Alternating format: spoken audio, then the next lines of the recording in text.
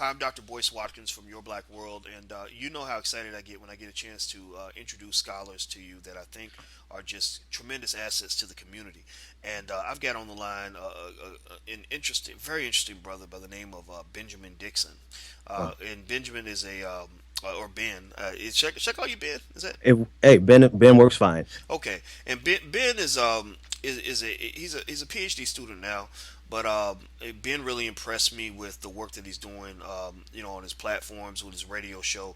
And I'm gonna let him tell you more about this stuff. I was so excited to talk to him that I literally didn't get a chance to take any notes. So I'm gonna let him tell you a little bit more about his platforms and stuff like that. But Mhm. before I get started, I want to ask my brother Ben, how you doing today, man? I'm doing wonderful. How are you today, Doc? I'm doing good, brother. Doing good. Now, before we get started, I want to ask you what is your website? My website is thebenjamindixonshow.com. Okay, and Mhm. the show is also an online radio show that you Yeah. have, and hmm and I think people should check it out because your show is it's not just some nonsense. It's not just Right. you running your mouth. Interesting and entertaining, but it's so informative. I mean, your Thank you. analysis Thank you. was just right on point. And Wow. and I'm gonna tell you, you and I met on Facebook. You Yeah. sent me a note. You sent me an article that you wrote, and I remember. I don't think I've been as impressed with an article the first time since I met Yvette Carnell, who I work with a lot with Your Wow. Black World. Yvette writes really good stuff, and to this day, we've been working together 4 years. And so I Wow. wanted to Thank have you. this conversation, and there are so many things we could hit on and talk about, but one of the things you hit me with was this video you did Yeah. on Black fatherhood. And from what I saw, the video had was it over 1 million views on Oh, Facebook? not yet. We're only at 118,000 views Oh, on it. 118,000. I don't know why I was saying 1 million. It should have 1 million. I mean, Thank you. because it was very well done, and you were reiterating some ideas that I've always believed in about fatherhood. And so I'm not going to talk anymore. I'm going to let you Yeah. kind of explain this video, the nature of it, why you did it, stuff like hmm that.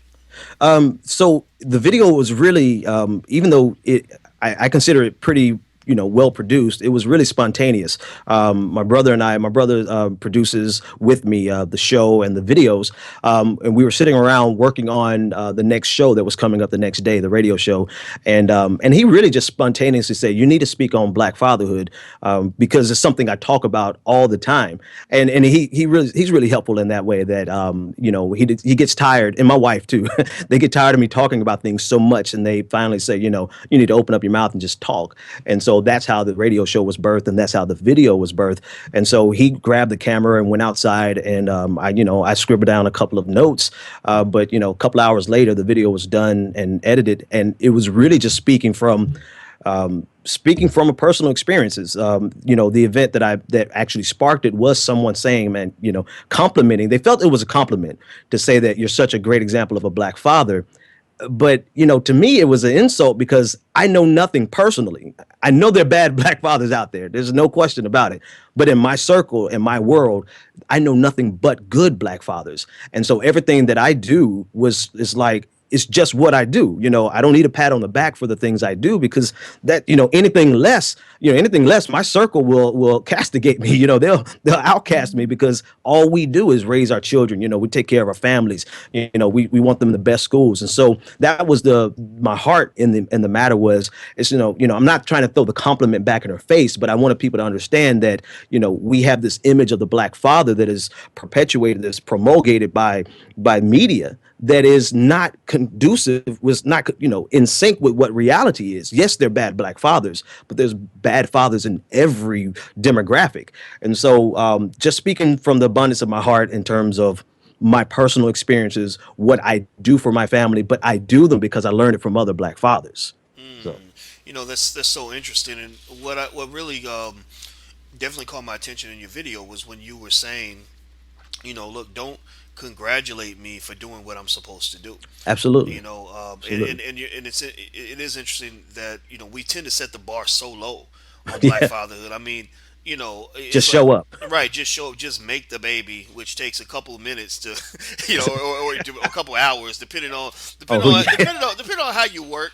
But either way, you make this baby, and then you get all this extra credit for doing the very basics for the child. Right. And it makes me almost think about because I'll tell you, I know a lot of baby mamas. Hmm. It seems like that's just kind of a like a baby mama itis thing kind of going on.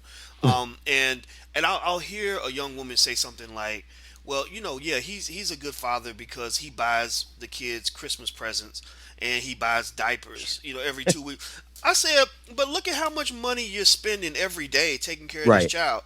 Right. That is not what a father does. You don't Right. just show up at Christmas and birthdays. It's a Absolutely. day to day commitment that even In the goes trenches. beyond it's economic, it's emotional, it's psychological, it's spiritual, it's all of that. Right. And but it seems that that fatherhood is almost a lost art, and it seems that all of us as men and women are contributing to the demise of the value of fatherhood. Right. What are your thoughts on that? So I absolutely agree with that. I mean, it's like a it's this dichotomy. It's you have the the best of times and the worst of times. You have black fathers who rise to the occasion because that's just an everyday thing, and then you have the lower end of the totem where guys who show up for Christmas are, they're giving heralded all this credit. I think it was like President Obama. I don't agree with President Obama on a lot of things he says about black fathers, but one thing he said was true. Was like, we're celebrating them showing up to kindergarten graduation. These are just things that you should do. We don't need pats on the back for every little thing. But the flip side of that coin is that there's so much focus on the guys who are underperforming that we believe that narrative about everybody. It's like they keep viewing us through the lens of the worst of us, but never really want to view us through the lens of the best of us. And so I think my video served both purposes. It can show the best of black fatherhood, but it also can serve as the impetus to bring those who aren't performing up. I mean, I had a lot of guys who were honest with me. They hit me either on Facebook or Twitter, and they were basically saying, they are stepping their game up. They were inspired to do more. And I was like, you know what? I can't ask for more. If one brother, two brother, 10 brothers, change the game and are in there, become that dynamic black father, become the average black father, because that's what it is. It's like the bar for black fatherhood shouldn't be down here. The bar for black fatherhood should be here because of all the great men that were our forefathers. I mean, look at the legacy that we come from. So that's just my world. Well, do you think that there are people that, unfortunately, what I've observed in my theory is that sometimes if you've never had a father and you don't know what a loving father does, Hmm. that can undermine your perspective in terms of Yeah, how necessary a father is in the household.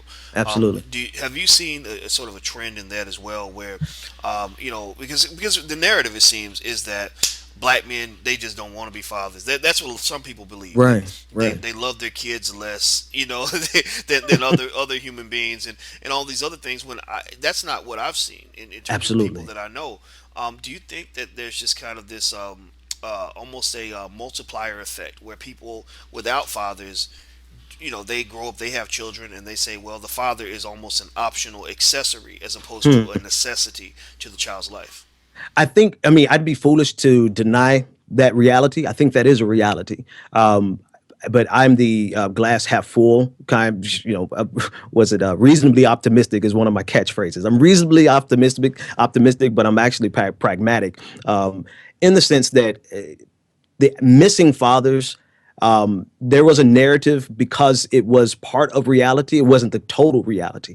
And like you said, the multiplier effect, I think maybe for a generation, it became worse.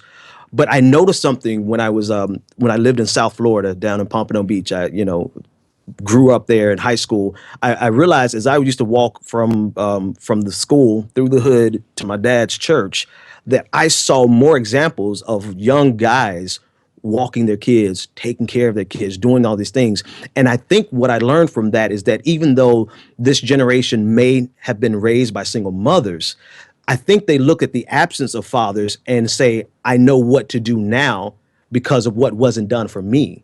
And so they're flipping that paradigm on its head and saying, because I know what was lacking in my life, I know I may even overcompensate for my child. I mean, one of my best friends is an example. He was raised by a single mother, but he is like one of the best examples of a father that I know. And I think he's doing it intentionally because of what he was missing in his life. So I salute him and all the brothers that can overcome the absence of a father and become magnificent fathers. Well, I love that, and one of the things that you mentioned to me that you study as part of your doctoral work in international development is you talk about security. Mm, You're talking about it more so on a broader political scale, hmm. socioeconomic or political economic, whatever you want to call it. But you know, when I think you talk about fatherhood, one of the things I think people don't often mention is the importance of a father in various forms of security in the household. Hmm. Absolutely. Emotional security, physical security, financial Yeah. security. Yeah. And in fact, I know a former cop who worked in the crimes against children unit, and he said it Hmm. broke his heart because he saw so many cases of children in homes without a father who were being molested or beaten by Yeah. maybe their mother's boyfriend or by a relative with, Yeah. and maybe the parent was so busy going back and forth to work, or maybe the parent was so busy being in love with some new man that she met that she didn't Right. realize these horrible things were happening to her child. Right. um, can you speak to that in terms of and I say this because I've seen people who just say, well, a father just isn't necessary in the house, or a Yeah. father, it doesn't make much of a difference. I mean, how do you feel about the security aspect of fatherhood, particularly in your role as a dad as well? So, I mean, you put it in a great context in terms of what I study in international development and security studies. There's only a level of development that can come in a nation in the absence of security. In the absence of security, yeah, things reduce to chaos, anarchy. And so, if you reduce that down to the micro level and look at the family unit, you have to, it's the same exact principle. In the absence of security, there's only going to be so much Wow. development. Bring it down to the child. He Without the security of a father, or a father figure, or someone who is present in his life. I mean, ideally, it's someone in the home, but that's not always everyone's scenario. In the absence of that, you can almost guarantee that there's going to be developmental hindrances. Whether they burdens, they may overcome them. I mean, and that's the thing. Even with ideas and arguments that I have about the hood and the ghetto, it's a level of brilliance to overcome some of these hurdles. When in actuality, not everyone has that level of brilliance, and so some people fall by the wayside. But we have to catch everybody we can. So we don't need children to all have to be Einsteins to overcome the absence of a father. We just need fathers in the home so that even the average student, average kid can grow to be something amazing. So I might have to readjust readjust some of my studies, because that's a great paradigm right there. That just looking at it from a on the national level, but down to the familial unit, it's Well, something to definitely consider. that's a great point. I loved how you took that analogy full circle, because you're right. When you don't have security, there typically is chaos. I mean, Yeah. it even makes me think about in psychology when they talk about Maslow's hierarchy of needs, and Hmm. how it's the pyramid where at the bottom you've got the very basic needs of just Hmm. food and water, and I think Yeah. above that is security. Then above that is of the other things, I guess esteem and whatever, and so Right. eventually self actualization. Actualization. Hmm. And you can't go to the higher level of your existence without dealing with the basics. And so if the And basics aren't there, the yeah. child doesn't have a place to live, or the child's being abused, or there's a lot of fighting, or a lot of Yeah. or just instability. It's difficult to focus on your math test or focus on Y- having a normal teenage experience. Absolutely. And even I even think about communities like South Central, where I talk to young people who dealt with just violence. Their friends being murdered in the sixth grade, stuff like that. Hmm. And the developmental issues are huge. Because they're so traumatized with the idea of just being afraid to walk to school every day. Right. That Right. it's how dare you ask them how they did on the SAT when they're just trying to stay alive to graduation. You know. Yeah, in my short time teaching, because I wasn't. Let me give a plug here. Teachers need raises because I've been in the trenches for about 2 or 3 years, and I taught at some of the toughest schools in Jacksonville, Florida. So in my time teaching, I realized what you just said. my kids can't retain the information that I give them, no matter how much I pour out into them. They can't retain it if they have to go home and worry about where they're sleeping that night, or have to worry about being attacked when they get home, or they don't have somewhere to wash their clothes. Something simple like that.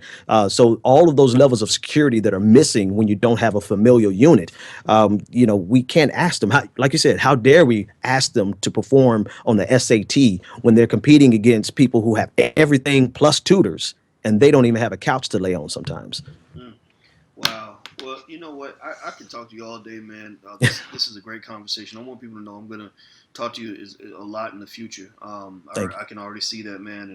And I want to say thank you for that video. And by the way, I shared the video on my fan page, on my Facebook page, Thank you. so people can go there and take a look. I'm gonna try to see if I can somehow put the link in the YouTube video, so people you got to see this video. And also, I encourage people that are watching to understand that the fathers fathers have to they have to elevate themselves. They have to be Yeah, elevated by society, and really, I don't believe that the black community can prosper if black men are not able to lead the way we're meant to lead. absolutely. And that's just a fact. So thank you very much, brother. I really appreciate your time. Thank you so much. I definitely appreciate it. Absolutely, everybody. This is Mr. Ben Dixon. He is the host of the Ben Dixon Show. His website is it Benjamin Dixon or Ben Dixon? So the show is the Benjamin Dixon Show, but I'm sorry, I got that wrong. Sorry no about that. problem. The Benjamin Dixon Show. So you can check Yeah, it out at the Benjamin Dixon, the show. BenjaminDixonShow.com. And me, Absolutely. I'm Dr. Boyce Watkins from Your Black World. Until we meet again, please stay strong, be blessed, and be educated. We are gone. Peace.